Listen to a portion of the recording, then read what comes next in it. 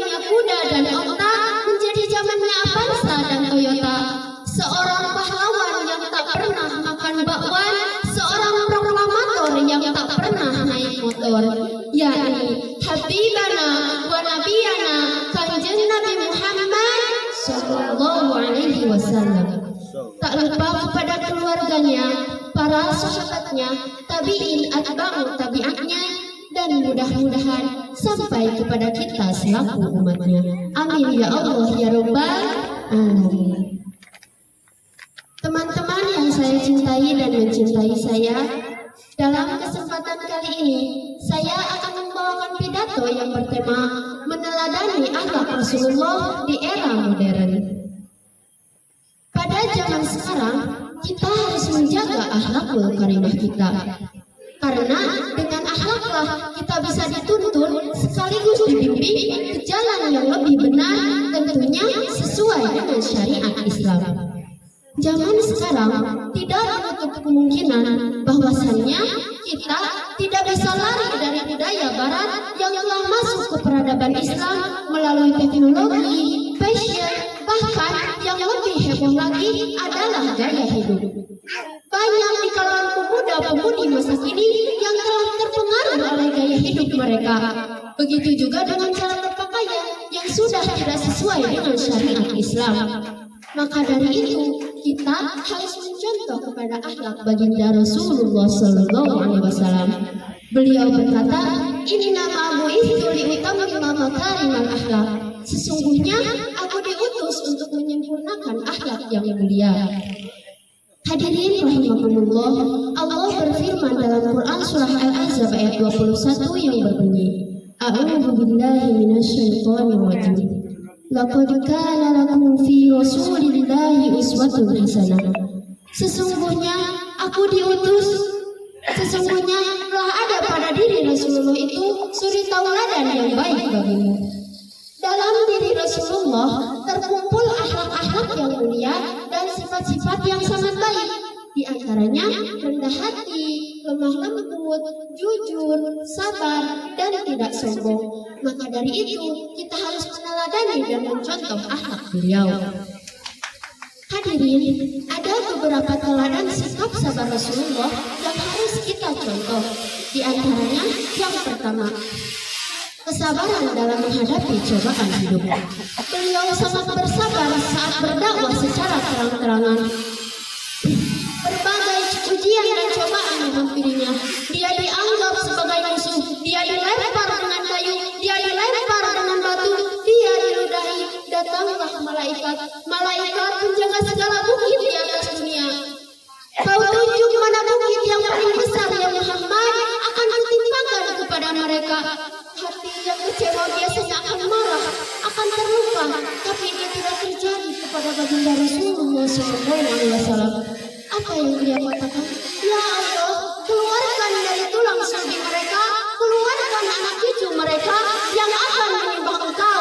Tidak ada satupun yang akan mempersekutukan Engkau di atas muka bumi. Insya Allah, betapa mulianya akhlak beliau, ia tetap tegar dan sabar dalam menghadapi semuanya. Hadirin, yang kedua, kesabaran dalam menghadapi keinginan hawa nafsu. Beliau sangat sabar saat berdakwah, tepatnya saat musyrikin mengajak kompromi, tepatnya menyuap Nabi agar berhenti berdakwah. Yang ditawarkan saat itu adalah harta, tahta, dan wanita. Begitupun kita harus sabar dalam menghadapi keinginan hawa nafsu. Hawa nafsu memiliki kecenderungan untuk mencari berbagai macam kesenangan dengan tidak memperdulikan aturan agama. Jika kita menuruti hawa nafsu itu, sesungguhnya hati kita telah tertawan dan diperbudak oleh hawa nafsu itu. Yang ketiga, kesabaran dalam taat kepada Allah. Beliau sangat bersabar menjalankan amanah dakwah.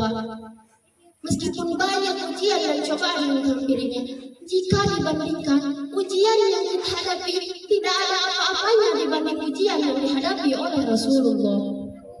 Teman-teman yang saya sayangi, selanjutnya kita harus mencintai beliau.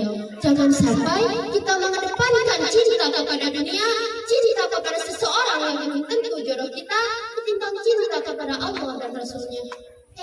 Mencintai seseorang yang belum tentu jodoh kita hanya akan menimbulkan luka, tapi mencintai Allah dan Rasulnya sudah pasti tidak akan kecewa. Curhat.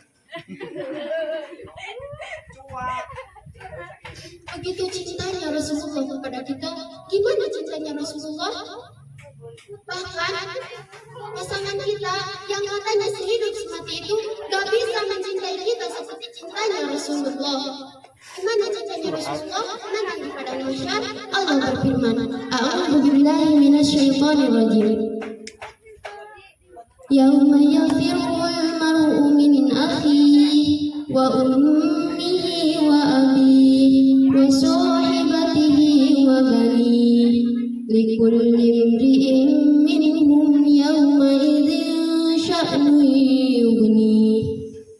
Pada hari itu manusia lari dari saudaranya, suami lari dari anak dan istrinya, pasangan lari dari pasangannya, sahabat lari dari sahabatnya. Pada hari itu semua orang sibuk mengurus dirinya sendiri. Di saat semua orang sibuk mengurus dirinya sendiri, Rasulullah mencari umatnya. Mana umatku? Mana umatku?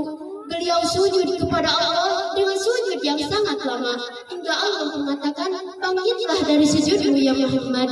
Ya Allah, aku tidak akan bangkit dari sujudku sebelum aku mendapatkan apa yang sudah engkau janjikan. Ya Muhammad, minta kata Allah. Kata Nabi, ya Allah, berikan aku kesempatan untuk memberi minum kepada umat-umatku. Mereka kehausan ya Allah di bawah terik matahari. Hingga akhirnya Allah mengatakan, ya Muhammad, ini telaga Al-Kautsar, beri minum kepada umat-umatmu. Nabi mencari dan mengumpulkan semua umatnya. Nabi beri minum satu persatu. Padahal Nabi Muhammad sudah dijamin masuk surga. Surganya surga Firdaus, begitu banyak kenikmatan di dalamnya. Tapi beliau enggak masuk surga sebelum melihat semua umatnya selamat. Pada hari itu semua orang akan dibuat untuk menyeberangi jembatan Sirat. Api akan berada di bawahnya dan Firdaus akan berada di sisi lain. Matahari berada di atas kepala dan orang-orang berdosa besar akan terjatuh, tersandung dan tergelincir ke dalam neraka. Seorang ibu bahkan tidak mau menolong anaknya saat itu. Tapi apa yang baginda Nabi Muhammad lakukan? Beliau berdiri di samping jembatan, mengawasi kita menyeberanginya. Dengan belas kasihan di dalam hati, bibir beliau hanya mengucapkan, ya Allah, berikanlah keselamatan untuk umatku. Rasulullah menangisi umatnya, tapi sebagian dari umatnya, apalagi pemuda-pemudi masa kini, malah menangisi pacarnya. Hadirin, Jepang boleh bangga dengan gunung Fujinya, Cina boleh bangga dengan bentengnya yang kokoh, Amerika boleh bangga dengan patung Liberty, tapi kita sebagai umat Islam harus bangga kepada Nabi Muhammad SAW. Berkat beliaulah kita hidup tenang tanpa perang, hidup rukun tanpa pentungan. Teman-teman yang dirahmati Allah, oleh karena itu mari kita tingkatkan iman kita, perbaiki akhlak dan hati kita sesuai dengan yang dicontohkan oleh baginda Rasulullah SAW. Dan cintailah beliau, sering-seringlah bersolawat kepadanya. Sebelum saya menutup pidato ini, mari kita bersolawat bersama-sama. Allahumma sholli wa sallim wa barik alaihi. Ya Rasulullah salam alaihi, ya Rabbi arsyani wa darji. Ya Rasulullah salam alaihi, ya Rabbi arsyani wa darji. Atfatai ya jiratal alami, ya uhailal juni wa darji. Ya Rasulullah salamun alaik, ya Rabbi arsyani wa darji. Atfatai ya jiratal alami, ya uhailal juni wa darji. Mungkin hanya itu yang dapat saya sampaikan. Kurang dan lebihnya mohon dimaafkan. Bawa pinangan ke penghulu, hadiahkan dia sebungkus roti. Mohon maaf bila saya malu-malu karena di depan ada pujaan hati. Wassalamualaikum.